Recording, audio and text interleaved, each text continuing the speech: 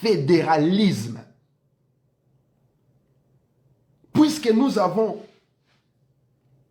une histoire commune, nous devons maintenant fédérer nos singularités, nos différences pour que ça devienne une force.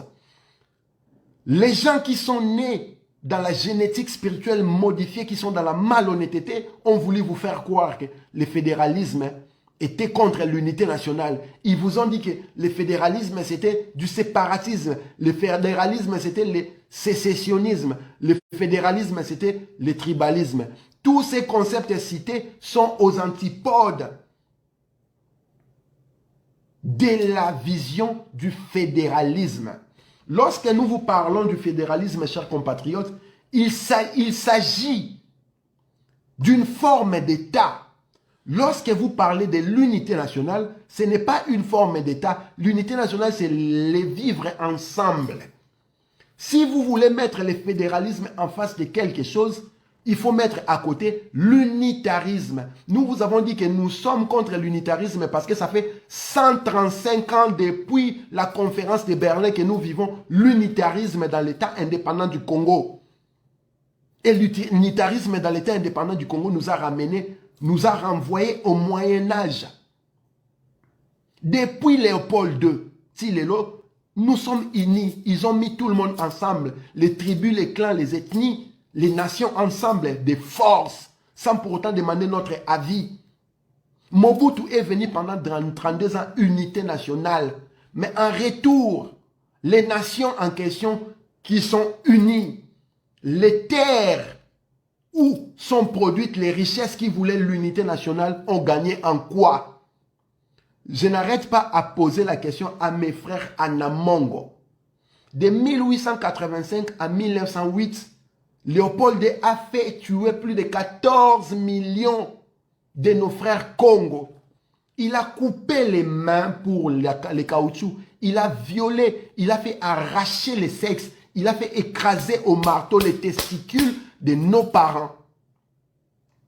L'espace Anamongo, avec l'exploitation du caoutchouc, a gagné quoi aujourd'hui en 2021 si nous regardons cet endroit-là? Vous du Kasaï, du Grand Kasaï, depuis 1885, vous ne faites que produire des diamants. Dans tous les sens du terme. Bakayansa. Mabouamatoka, CCC. Vous êtes des diamantaires reconnus mondialement à Anvers, en Israël comme aux États-Unis. C'est vous qui faites les bails. Lorsque vous allez faire un tour au Grand Kasaï, 135 ans après d'exploitation, ces pays-là, ces territoires-là vous inspirent confiance. Vous êtes capable de me citer 2 grands hôpitaux, 2 grandes universités, 2 grandes entreprises qui veulent que les développements soient intégral sur ces territoires-là. Vous qui êtes dans les Katanga, qui venez nous chanter Moïse Katumbi, Moïse Patati Patata. Pendant 18 ans, il a été avec Kabila. Et aujourd'hui, vous pensez que c'est ce mec-là qui va transformer. Vous qui êtes au Katanga, vous pensez que la vie que les Katangais mènent, depuis les 135 dernières années, depuis l'État indépendant du Congo jusqu'à aujourd'hui, cette vie-là est une vie idéale. Toi qui vis aux États-Unis, tu es capable de prendre ta famille entière et retourner au Katanga pour vivre. Parce que la vie au Katanga, selon Moïse Katumbi et Kabila et Chilombo, c'est une vie idéale. Vous qui êtes à l'est du Congo, les grands Kivu, 135 ans d'exploitation, de l'or, des cuivres, de l'ivoire, du bois d'ébène, aujourd'hui les coltans. Vous êtes dans l'armement de précision, vous êtes dans la haute technologie, vous êtes dans les nouvelles voitures qui vont sortir avec les batteries. C'est les coltans du Congo à 70% qui produisent cela. Posez la question aux Kivusiens. Depuis 1885 à aujourd'hui, Kivu, c'est un paradis. Lorsque nous parlons de viol, du génocide, la grande partie des victimes provient de ces endroits-là. Et lorsque nous avons dit fédéralisme ou rien, il ne s'agissait en aucun cas de diviser le Congo. Il s'agissait pour nous de rendre responsables les autochtones, de permettre à ce que la richesse qui sort des terres, des entités, puisse d'abord servir à ceux qui habitent sur ces territoires-là. Lorsque nous parlons du fédéralisme, ça ne donne pas au Congo de l'État fédéré du Congo central plus de droits au Congo central que les Aïrois, les Congolais de l'État fédéré à Namongo, au Bas-Congo. C'est une question conceptuelle, c'est une question d'intelligence, c'est une question de cerveau.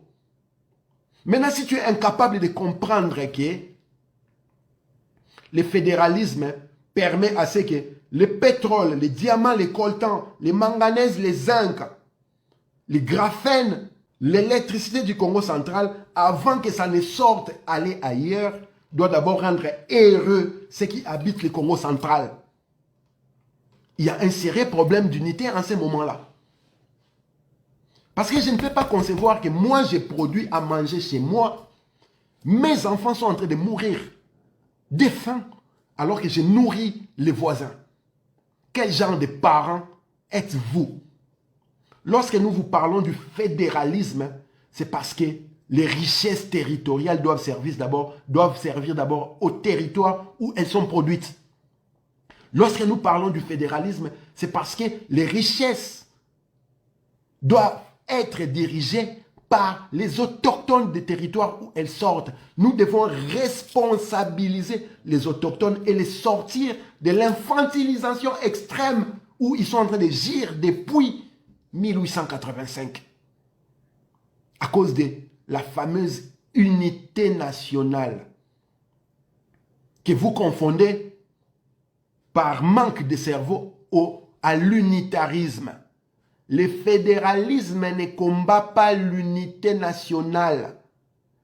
Les Congolais qui se trouvent au Congo central ont les mêmes droits que les Congolais qui se trouvent au Katanga, au Grand Kivu, au Grand Kasaï, à l'espace Anamongo et vice-versa. Ce n'est pas parce que je suis Anamongo qu'en me retrouvant au Katanga, je perds mes droits de Congolais. Ce n'est pas parce que je suis au Katanga que les Congolais qui sont dans l'espace Katanga ont plus de droits que moi.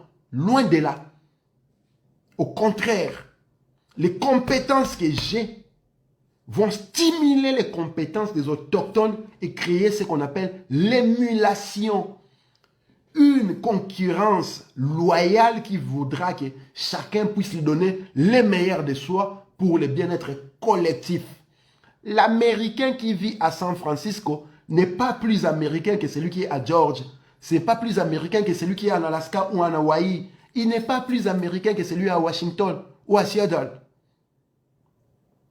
Les États-Unis, c'est une nation fédéraliste. Et lorsque vous voyez des soi-disant leaders avec leur patron, leur boss vous dire le fédéralisme, c'est le tribalisme, dites-vous que vous êtes en face d'un malade mental ou alors vous êtes en face d'un illettré ou d'une personne avec une malhonnêteté inimaginable. Vous devez comprendre cela, chers compatriotes. Pour que Kinshasa puisse se développer, il faut que les Kinois se prennent en charge, décident du devenir de Kinshasa. Pour que Kananga puisse se développer, il faut que les habitants du Kananga puissent se prendre en charge pour le développement du Kananga. Moi qui suis du Congo central de Kinshasa, qui ne connais rien du Kivu, je ne peux rien faire au Kivu si les Kivusiens sont incapables de mettre la main dans la pâte. C'est ça même l'essence de ce que nous sommes en train de vous parler à propos du fédéralisme. Et lorsque nous vous avons dit cela, cela ne voudrait pas dire que nous voudrions là maintenant du fédéralisme. Non! Le Congo est occupé. Cela n'empêche que les acteurs qui luttent pour la libération du Congo ne puissent pas réfléchir pour le devenir du Congo. Je ne vais pas, moi, il faut arriver au pouvoir, vous dire que je n'ai jamais été au pouvoir, je suis obligé de consulter Kabila pour savoir comment faire le pouvoir, tel que vous a dit Chilombo Bizimungu Petran Kanambe. Je dois savoir qu'est-ce que je vais faire quand j'arrive au pouvoir. Qu'est-ce que je vais faire pour développer mon pays, pour que mon peuple puisse jouir des richesses de ces terres-là, de cette nation-là. Ce n'est pas en arrivant que je vais chercher des solutions. Ce sont des solutions que je propose en amont, qui voudront qu'en aval, les peuples puissent me choisir. Fédéralisme ou rien. Maintenant, il faudra réfléchir pour le devenir de la nation. Qu'est-ce que toi qui me regardes, toi qui es en train de mettre des cœurs, toi qui commentes, toi qui m'insultes, toi qui ne me lâches pas d'une semelle depuis que tu me connais pour la simple raison que j'ai dit, je suis dans la diction de la vérité. Qu'est-ce que tu proposes en tant que leader qui va sauver le Congo? Nous devons nous considérer comme les leaders que nous voulons pour le Congo. Il n'existe pas d'homme providentiel, les pères de la résistance, les leaders charismatiques, les mecs... Non, c'est toi qui décides pour le futur de la nation. Kabila n'est pas différent de toi. Il a ses peines, il a ses douleurs, il a ses joies. Il lui arrive de pleurer, il va chier aux toilettes et sa merde pue autant que la tienne. Dans ses veines coule le sang rouge, tonalité comme le sang que tu as dans tes veines. Ses os sont blancs comme les tiens. Qu'est-ce que tu veux que Kabila ou Tshilombo Bizimungu ou Pétion Kanambe ou individu X, Y, Z deviennent spécial plus que toi? Moi, je me considère comme étant celui qui va sauver le Congo. Voilà pourquoi mon comportement, ma façon d'être, ma posture est une révolte permanente. Et pour assurer cette révolte-là, j'ai fait grandir les muscles qui se trouvent dedans de mon crâne, le cerveau. Tous les jours, je vais chercher, je vais gratter, décaper, chercher la vérité pour changer la situation des Congolais.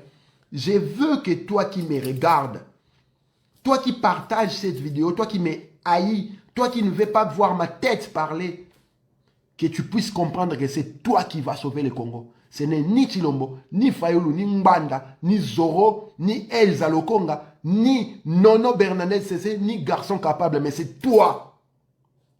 Lorsque toi, tu prendras tes responsabilités, lui, il prendra ses responsabilités, nous prendrons nos responsabilités, nous allons créer ce momentum qui va faire basculer les choses en notre faveur.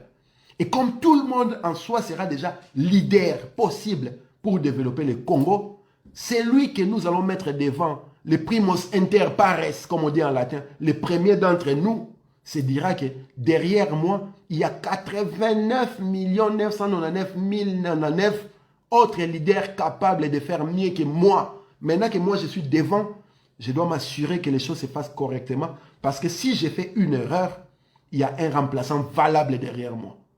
C'est ce qui voudra que vous ne puissiez plus faire les djalelo à tous ces politiciens que vous suivez tout le temps, que vous n'allez plus sucer les phallus de ces politiciens, vous n'allez plus lécher les trophillons de Tshilombo et consorts. Alors que vous êtes censé être capable. Vous devez sortir de l'infantilisation extrême où vous êtes en train de patauger. C'est ça même l'essence de notre combat.